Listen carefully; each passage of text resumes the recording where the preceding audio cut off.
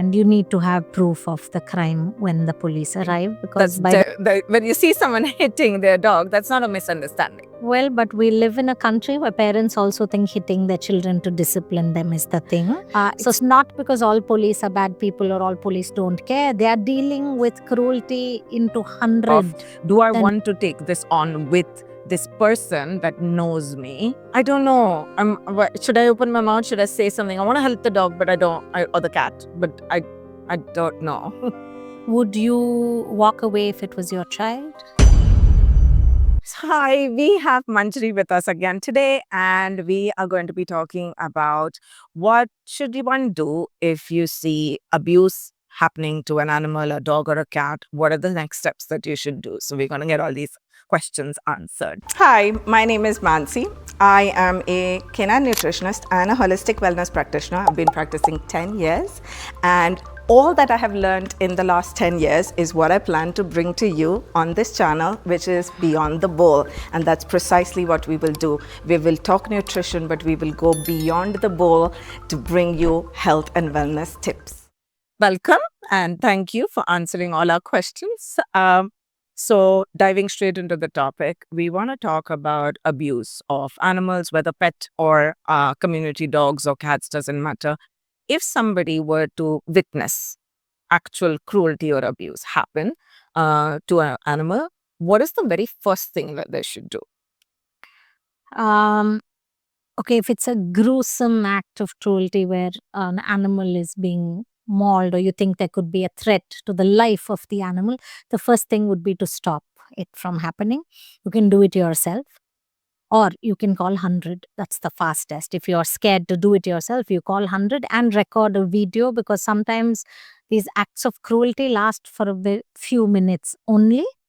And you need to have proof of the crime when the police arrive, because by the time they come, if the person has stopped beating, hitting, culling, poisoning, whatever, you have no proof. So make a video, and if you can stop them yourself, please go ahead and do it, or call 100.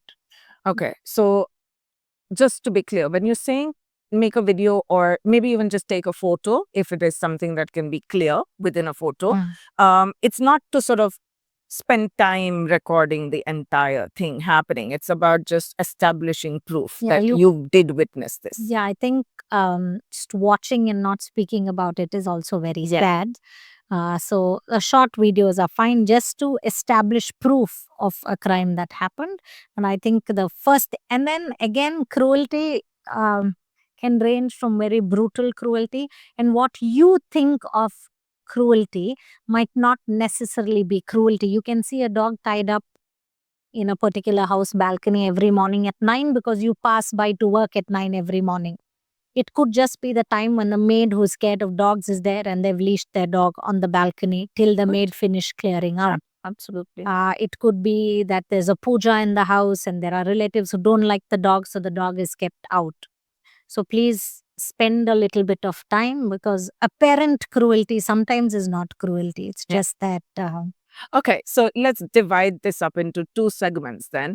If you see somebody just hitting or actually causing physical hurt and harm, that's not confusing, right? That's not something you're misunderstanding. When you see someone hitting their dog, that's not a misunderstanding. Well, but we live in a country where parents also think hitting their children to discipline them is the thing. So sometimes what could look like cruelty to you could just be a pet parent trying to discipline their dog the wrong way. I'm not saying it's the right way to do it, but maybe that pet parent doesn't know any better. Okay. So sometimes it doesn't need the police or a video or reporting. It just needs a very non-reactive, non-judgmental, confrontational conversation saying, hey, I think that's hurting your dog more, and can I help? What happened? And it could be because the dog chewed up something, or a charger, or a pair of shoes, or something, and that person is just, his reaction is wrong. But it's not an intended act of cruelty, which will be repeated. There are some repeat offenders. There's so many nuances to this. So what I'm seeing is, again, now dividing this into two segments of actual brutalness and something like a spank or hitting of a dog or yanking a little too hard on, the collar or the leash. Because to me, that would make me wince. If I saw somebody just yank also, I'd be like, "Ugh," because I would not do it, right? You always judge from the standard of what you would or would not do. So, okay. So if there is obvious brutality happening, then there is definitely to life. Yes. Or well-being. If you think some kind of injury would cause the dog to be maimed for life, there are sections in the law that do pronounce these acts as criminal acts of abuse that will by themselves call upon for certain sections of the law to be enforced.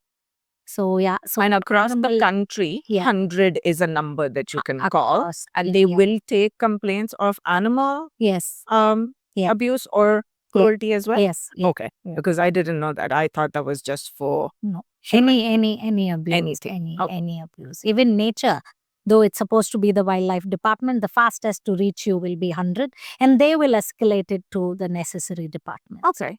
So, but other than the real brutality of it all, if we look at the disciplining segment of hurting the dog, maybe the best thing, like you said, is to interrupt it. Yeah. Just interrupt the behavior if you can in a nice, not in a screaming, shouting, aggressive manner, but to sort of interrupt the behavior. Because sometimes when somebody is doing something, just somebody coming and saying, "Hey," stops the animal from being beaten further, right? So you've stopped the act already. So you've succeeded there.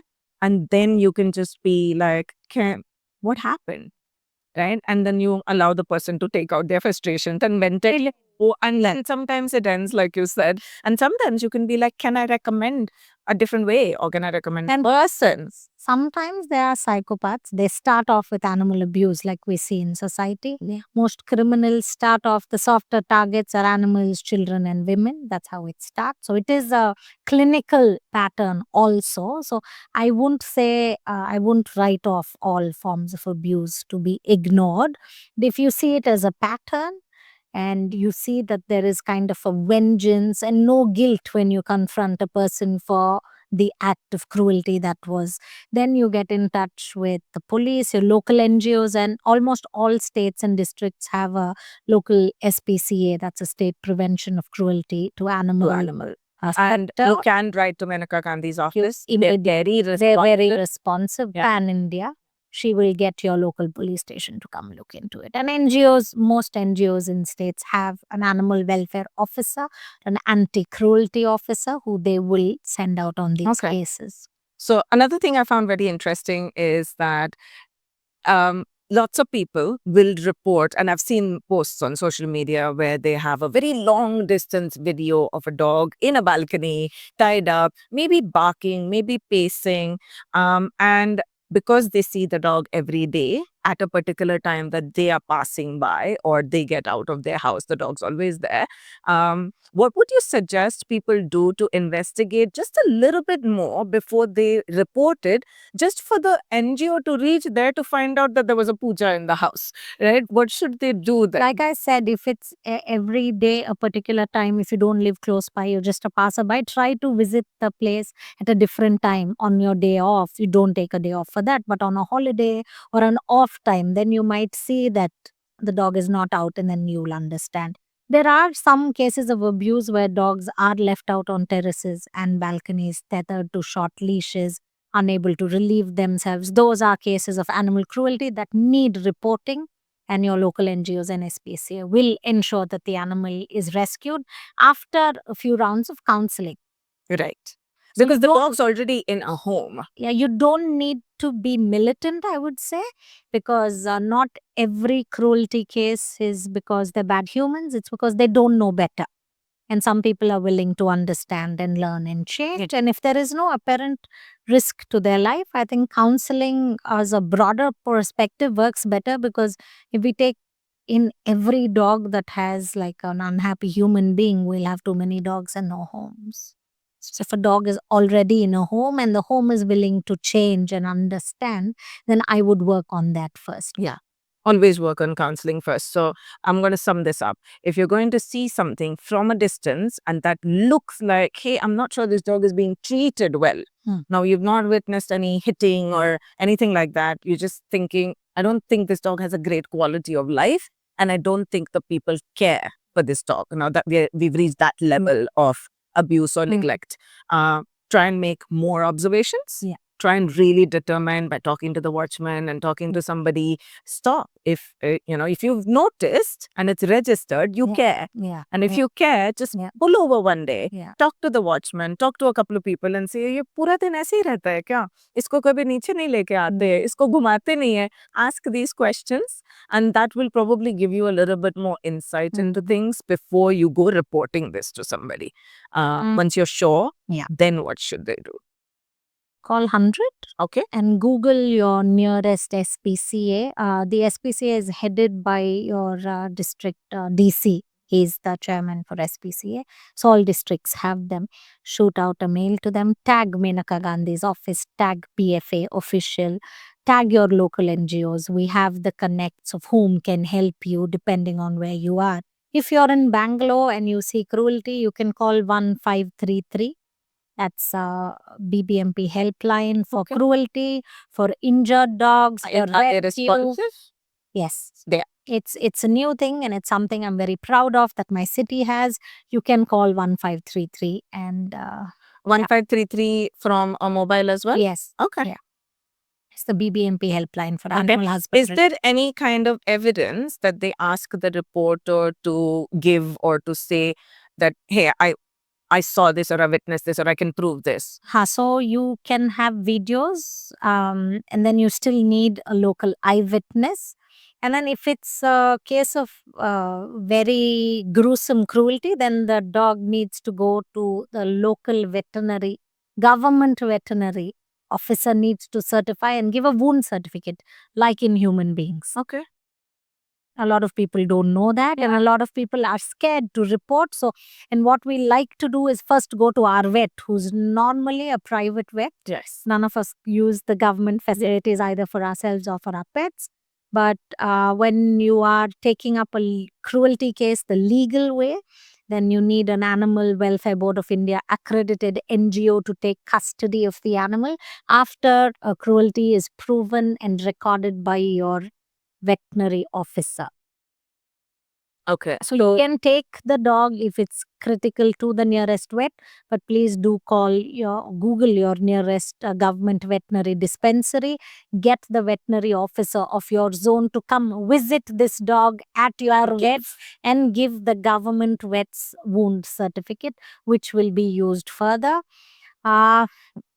Hearing time to get your case to court takes time. But it's not scary at all. The law is one and the same for all. It can be a little long. I think these complaints of police not being responsive is when we get over emotional.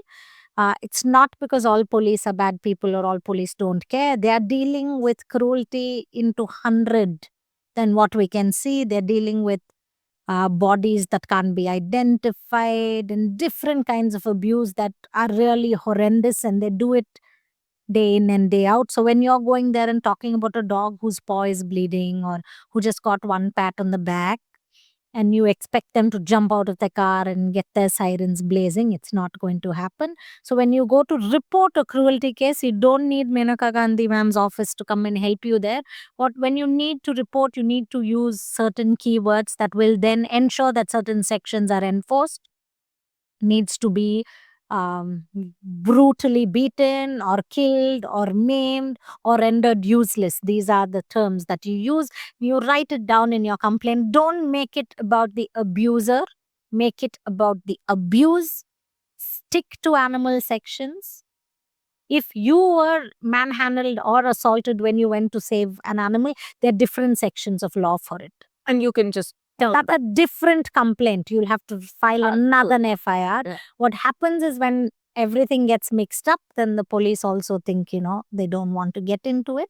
But yeah, if you're sure about what happened, if you're sure that there is abuse, there are laws. And this is a country that does respect life forms. This Vasudhaiva Kutumbam is from India.